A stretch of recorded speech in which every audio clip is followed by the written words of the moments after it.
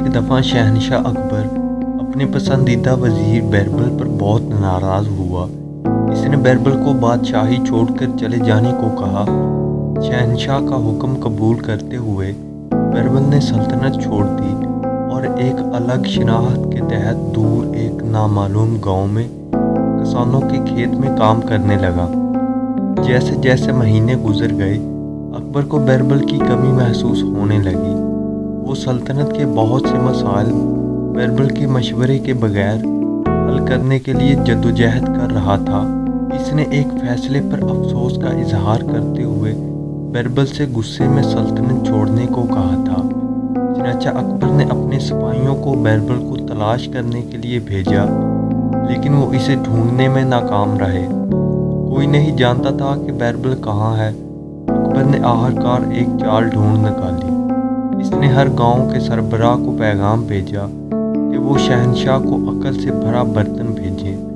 अगर अकल से भरा बर्तन नहीं भेजा जा सकता तो बर्तन को हीरों और जवाहरात से भर दें। ये पैगाम बिरबल तक भी पहुंचा, जो एक गांव में रहता था। गांव के लोग इकट्ठे हो गए। सब बातें करने लगे कि अब क्या किया जाए। अकल कोई चीज़ नहीं जिसे बर्तन में भरा जा सके।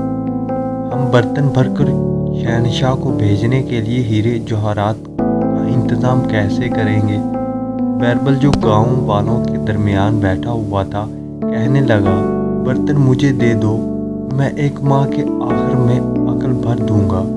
सबने बिरबल पर भरोसा किया और इसे एक मौका देने पर रजामंदी ज़ाहिर की।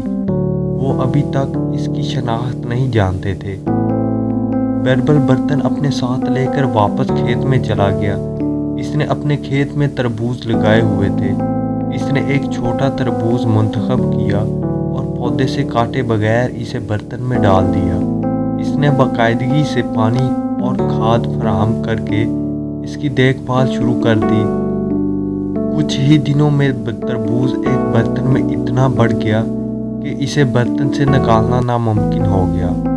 जल्द ही तरबूज अंदर से बर्तन के बराबर हो गया। बिरबल ने फिर तरबूज को बैल से काट कर बर्तन से अलग कर दिया।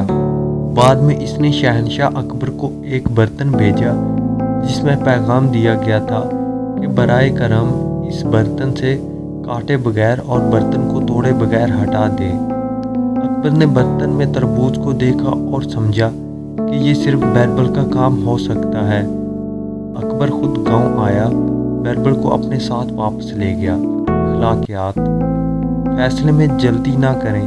अजीबोगरीब हालात का हल तलाश करने के लिए ज़्यादा से ज़्यादा सोचें और कोशिश करें।